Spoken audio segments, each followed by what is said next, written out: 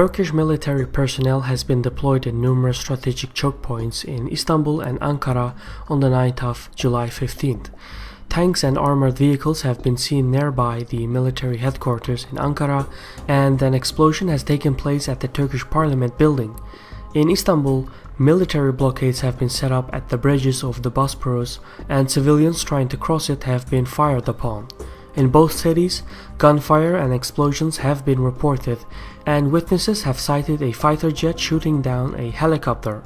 There are also reports of clashes between military units and police forces, and the coup leaders have imposed martial law.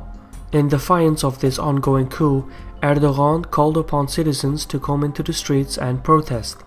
Much has happened in a very short span of time, and in this report we will look at the ongoing coup in Turkey and why it's unlikely to succeed. My name is Shirvan and welcome to Caspian Report. For more information on the channel, please visit our Facebook page at facebook.com/Caspian Report. The speed and tactic in which the military acted shows a high degree of organization, discipline, and efficiency. As soldiers were deployed in avenues and bridges, they severed roads and logistics. It caught everyone by surprise. Civilians were told to return to their homes as a curfew had been imposed, and following this, soldiers besieged the headquarters of the Justice and Development Party, or AKP for short, in Istanbul, and power was cut to several critical governmental agencies. Some media offices were taken over by the soldiers, such as the public broadcasting channel TRT. In essence, the coup had all the classic tactics of a conspiracy. However, the element of surprise depends on timing. Erdogan, who has been last sighted in Istanbul's Atatürk airport, has called for protests against the military takeover. The call is working. Civilians and police forces are taking back strategic checkpoints and public squares in Ankara and Istanbul. At the moment, this counter-coup is still ongoing and the outcome is uncertain. However, there are reports that the leaders of the coup have been identified.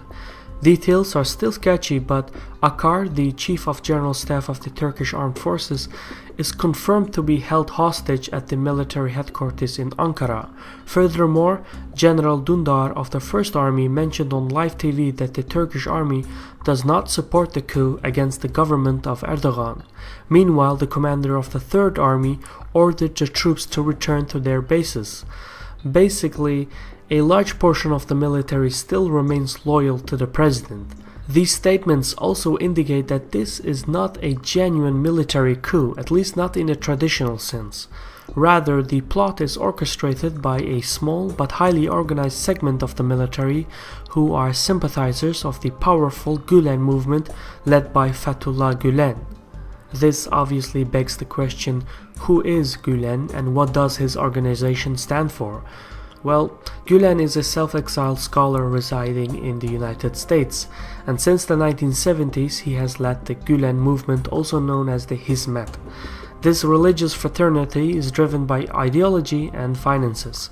It has a global network of about 1,000 private universities, of which the curriculum is based on a more tolerant and scientific form of Islam.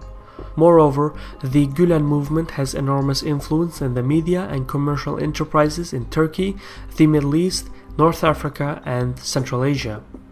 Gülen followers are mostly highly educated and well connected in the commercial, governmental, military, and judiciary systems throughout the region. Overall, the Hizmet and its schools are both praised as modernizers and criticized as heretics. At first, when Erdogan and the AKP came to power in 2002, he was allied with the Gülen movement. However, over the years, the political differences between Gülen and Erdogan grew and the two became opponents. Erdogan felt that the Gülen movement had become too powerful. Meanwhile, Gülen advocated against Turkish involvement in the Syrian civil war. Following this, the Gülen movement stimulated the 2013 corruption scandal in Turkey. Top AKP members and relatives of Erdogan were accused of embezzlement and illegal activities.